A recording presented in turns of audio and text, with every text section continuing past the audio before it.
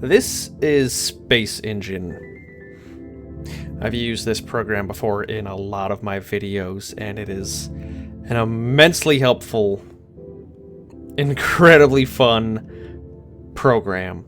I can't even call it a game. It feels graphically like it should be a game, but of course there's no objective and there's nothing you do. It's really just a universe simulator, and I find myself using this program so often to just pop in and play around with it, and before I know it, I've lost hours and hours and hours. So I want to do the exact same thing right now and just sort of take you along with one of my mental journeys through this, and hopefully keep it an abridged version. So this should look familiar. This is Earth, obviously. Earth at night on one side, Earth daytime on the other side, because that is the side that faces the sun. It's really neat stuff, if you ask me. It always blows me away to think that every individual who ever lived and every story that's ever been written has just taken place on this ball, this rock. Sounds so unromantic, but really from a larger scale, from a galactic scale, it's really quite unimpressive. Not a whole lot going on right here. Let's go ahead and turn the interface on so we can look at our stats. It's got the mass of 1 Earth and the diameter of 1 Earth. Look at that. What a surprise. Look at sun for some different number. Look at the sun for some different numbers, and click on the actual sun, not the system itself. And there you go. Got the distance of... oh yeah, that makes sense. The distance 1 AU, meaning we are about 1 distance of the Earth to the sun. That's because we're at Earth. That's where these measurements come from. I'm just sort of starting to lay those down as the found word for some numbers that I'm going to be looking at in the near future. So look at that. We got 1 moon, a cool 33 degrees Celsius over this thing, rotational period of 24 hours, roughly 23 hours and 56 minutes. That surprises me. That's weird. And an orbital period of 1 year. This is just the unremarkable basis for all of our measurements, because it's where we happen to live. You can see the moon chilling right back here. Not much special about that. But we're just so small and so slow, and it's so hard to realize that we're just not special. So we start cranking the speed up, and we're leaving Earth at about the speed of light right now. This is it. That's what we're looking at. And we're gone. Moving on to bigger and better things. So we'll crank it up 10 times the speed of light, 100 times. 1 times the distance between the Earth and the sun in 1 second. 10 times that, 100 times that, 1,000 times that, and now we're going 1/10 of a light year in 1 second. And notice we are still just barely seeing movement of other stars, even though we pass through our system just like that. That's as long as it takes. And yet the sky is still mostly static. That is how far away all of these other stars are. So let's speed it up a little bit, shall we? Go about 1 light year per second. Now we can actually see a little bit of movement. Our little galactic neighborhood starts becoming a little more obvious. And as we look around right here, let's rotate it like this. We see probably Sirius, if I had to guess. Oh, Centauri. Are you Sirius? There is Sirius, chilling right down here in the corner. You definitely start to recognize a lot of the same stars, because obviously they never move. They've never moved for the lifetime of all humanity. These are the static, unchanging things to us, but on a galactic scale, they're not unchanging at all. They're moving, and they're gonna crash into Andromeda. Let's check out Andromeda. Okay, who's just chilling right there all the time, no matter where you go in the galaxy. Every one of these hundreds of billions of stars with their hundreds of billions of planets, and Andromeda is just chilling, visible to every single one of them. So our view of the neighborhood obviously starts changing. Our night sky is only static because we never really move in relation to it. But as we start moving, we can see, you know, if you can make out the little cloud right there. There's nebulas, there's other stars, there's giants. Look at this, there's a giant right here. I can just tell how bright it is. Oh, that's a main sequence, huh? It's a really bright main sequence. As we start traveling, there's so many. Every single dot on the screen right now is just another system that holds stars and Possibly life? Who knows? We don't know yet. I mean, I'm presuming that definitely, yes, there's other life. That's just, it's, to anyone who just understands the scale of how many stars there are and how many planets there are, it is just undoubtedly obvious that life is not only elsewhere in the galaxy, but probably just all over the galaxy. And let's just stop and pick one at random. Look at that. An orange dwarf with 10 planets. Let's go get a glimpse of this guy down here. Look at that. A nice bright star. It's not quite a binary system. It's got a planet real close to it, sitting at 400 degrees Celsius all the time. Almost getting its face melted off, but not quite. It's just very, very hot. And it looks like all the other planets surrounding the sun, those are actually asteroids if I had to guess. Yeah, there's only 10 planets in the system, so there's just a whole number of asteroids just surrounding this guy super close that are basically just balls of super hot rock orbiting the sun. And if we visited this star system and we found any place even semi-hospitable, still sitting at 300 degrees, negative 98 degrees. Well, that's kind of better than melting, I guess. Yeah, I mean, it's cold. Cold as all hell, but it's not quite as cold as space. So if we were sitting right in here and looking out over this star, this is what we would see. We would see the Milky Way down there, the large and small Magellanic Clouds, which also exist outside of the Milky Way, and then a nice orange star chilling up in the sky. And this is even at daytime on this planet. You can see a decent amount of stars in the sky, which means it probably does not have a very thick atmosphere. That's enough of this lifeless little planet. Let's go ahead and take off. Let's leave this guy. Oh, there we go. Let's start tearing our way through space again. As soon as we can see the movements of some stars. Alrighty, that's what I'm talking about. And let's pick up the pace a little bit, shall we? And just look for stars. Any star that looks interesting possibly contains life. And I'm going to try to look for life right now. I'm going to do so by looking on the edges of our galaxy. So let's crank up the speed, turn off the rotation, get way up here. And look at this. Look at the beauty of the Milky Way as we stare at it. We've left the thickest portion of stars, but there's still a few chilling every once in a while out here. Look at you, an orange dwarf, a blue giant, a globular cluster. I just like saying globular cluster. And I'm looking around for a planet with life right now. I haven't been having a whole lot of luck. They are fairly rare, to be perfectly honest with you. That's a blue luminous supergiant. Really awesome name, but not in my interests to check out quite at the moment. And I'm just looking somewhere around here. I'm really surprised at how rare they are, actually. Normally I can find one in just a few clicks. Blue main sequence, blue binary main sequence, blue main sequence. Well, I didn't quite find life, but I do see something else interesting down here. There is a quadruple orange dwarf. That means there are 4 suns, 4 stars that share an orbit in this system.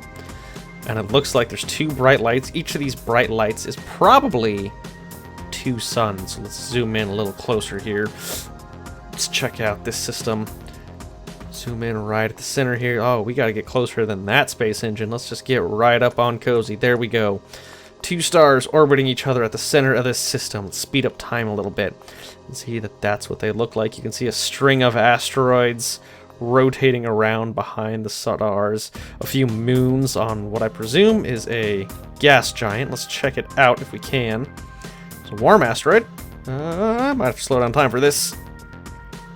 Yep. Oh, not temperate ice giant. Interesting. And this is at a nice 4 degrees Celsius. This is doable. This is doable. It's still a giant, so it's got 2.2 times the gravity of Earth, but it's just really interesting. It's got an orbital period of 66.623 and a rotation of 66.623, which means it is tidally locked facing the star, the binary system right here. So as we speed up time, slowing down time. As we speed up time and stare at this thing, well, I guess it's not tidally locked. You can see it rotating slowly, and it doesn't seem to be in time with the star. Those numbers don't seem to add up to me, but I'm sure there's just something that I'm not understanding. Anyways, so that is just one system. They could just imagine if life started there, and we looked at this, the very center of this thing, it's got an orbital period of 1,094 years. That means that every 1,094 years, let's speed up time a little bit, these two spend time getting slowly closer and closer and closer. Let's set this very center as our goal. Those two are rotating. This entire system is shifting, and they're getting closer, well, actually further and further away from this other star. So there could be a situation that exists where there are they perfect opposites of one another? Do they ever get closer? I'm really curious. It doesn't look like it. It looks like the closest they ever get is right about there. So imagine how crazy that would be if every... I can't even tell. What is that? Distance, main body, planet. Well, I don't care about the distance. I care about the rotational period of these systems. 1,000 years and 1,000 years. Imagine if every 1,000 years is when you got close enough to another star to possibly be able to send radio signals, or even consider sending life back and forth to the other star. That would be an insanely cool thing. But I got so distracted. But I'm talking about life, and I'm talking about tidally locked stuff, so I'm going to sort of cheat here and look at a tidally locked Life Terra. Let's go ahead and zoom in on this right here. This guy, this planet is so interesting, because when it's tidally locked, that means the same side always faces the star, and we can even see another cluster way back there in the galaxy. Which means most of this planet is just ice and snow back here. But there's just one surface on this side that always faces the sun. This is probably where all the life takes place. Perhaps with a thin layer of polar life over here. But it would take... I don't even know. It's impossible. It's really hard to imagine the situation that would come about where life would exist on this side of the planet. There's just no energy that makes it back there. Can you imagine how interesting the theories and the religions of the life forms that arise here, if they were intelligent, what they would come up with to describe this planet? It's blows me away. It's mind-boggling. So let's just step on down at the surface real quick. Definitely not so pretty once you get down this close, but it's still pretty neat below the cloud layer and down among the mountains and valleys. And we could just pick a random spot. Say we hiked to the top of this hill on this planet with life. And what blows me away more than anything else is that, yeah, this probably doesn't exist. The chances that the people who designed Space Engine designed a planet that just happens to exist with life out in the real world are small. So this is just generated based on, probably if I had to guess, Drake's equation of whether or not life actually exists. We got like a weird push thing where we're like falling down. It's so strange. But it's not crazy to imagine the scenarios that could look very similar to this on planets with life. And as we speed up time, we actually see the clouds passing just like we do here on Earth. We'll turn off the orbits and just look up at the sky. And you'll notice it's never nighttime because the sun is always there. We are tidally locked. We are on the warm side of the planet, which means they would never really be able to easily observe space like we do at nighttime, because the huge reflection, the glare of the sun would get into all of their instruments. It's just mind-boggling, the implications of what it would mean to live on a planet like this, and to know that even though it's not this particular one, that planets like this probably do exist with life out in the universe. We just don't know where yet. And what blows my mind also is that this looks so similar to our Milky Way, but it's not. This isn't the Milky Way. This is just another galaxy with this soup of stars everywhere we look. Everywhere. There's a white main sequence, a binary white main sequence, a binary blue main sequence, a yellow giant, etc., etc. There's just so many stars in every single galaxy. The chances that humans are the only life are so insanely small. It's crazy to believe that we are the only life in the universe. I spent this whole video traveling through our system, or through our galaxy, and through this galaxy, which I don't even know what this galaxy... Oh, that is the Milky Way. Huh, I guess I had it wrong. Well, that's even cooler, because now it means we can just push through space, and look at this. Each one of these galaxies that we're passing by right now has just as big of a soup of stars as the Milky Way, and we can turn up the speed to 326 megalight years per second, and we just keep going. There's no end in sight. Every single one of these galaxies has billions of opportunities for life, and stories to be told, and things to explore. And let's stop for a moment, slow it down, and look around and realize that we are actually looking at the structure of the universe. Maybe not in the exact way that it is in reality, but in the same way that there are superclusters that have galaxies swarming around them, there are huge plots of the universe. Most of the universe is just wide plots of empty space. How about over here? We'll see we're getting close to this star and we pass it, and suddenly, look, all these other ones back here are so far away. There's just nothing over here. We're still going just as fast as we were when we passed another star, but there's just a huge blob of empty space right in the middle of the universe. So, let's pick it up a little bit more. We start to see that there's, I guess, I don't know what you would call it, like a network. You can see we start to pass through areas. Let's even turn off the motion blur so we just see dots. And as we turn around and look as we travel, we see how there's possible membranes and structures to this structure of the universe. I don't know how else to put it. Areas where they stick so close to each other. There's practically a wall of galaxies right here that we're passing through to get from one point to another. And some of them are just so bright, like this one back here, that it's red-shifted. The universe is expanding so much in between here and there that whatever color it is, it appears red. So let's get right up next to it. Whapa! And it's actually a nice white color. Sort of actually quite a boring galaxy, if you ask me. It doesn't have the same gorgeous shape. It's more of a cluster of stars. And as we get inside, every single one of these, any one of these could have life. We find possibly any of them? Nope. I've just been so bad about that this time. Let's just pretend for a moment that one of these had life. This supergiant, highly doubtful with a star that looks like that. So we'll check out one of the planets in the system here. Disable orbits, and oh, look at that! There's a black hole orbiting this giant. We'll zoom in right up next to this guy and get right up next to the black hole. It just really just looks like the bending of light, nothing else. So yeah, really no light could possibly take place in the system. That's not that I could ever imagine in a million years. I don't know how that would be possible. But as we look around for, see, that's the problem, is I always end up going to supergiants because they are the biggest on the screen. There we go, a yellow dwarf, one with life. Interesting stuff. So looking at a scorched desert. No, there's no life there, but you can see all of the heat is just blasting all the stuff off of it. A hot ice giant. Let's see exactly 9 planets in this system. And over on this cold ice giant are 5 moons. So let's check out the cold ice giant. On one of these 5 moons, life exists. So we'll pop it open and look at that.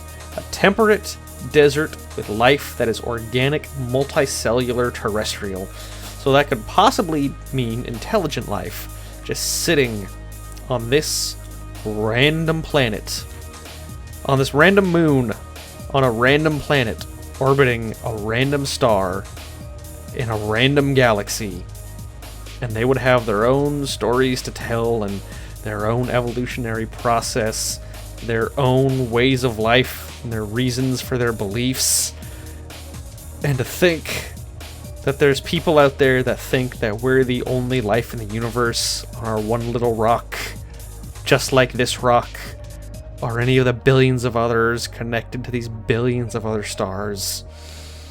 So, This has just been a little journey through my perception, my thoughts as I explore Space Engine, and I'll go ahead and leave it at that. I'll talk to you guys later.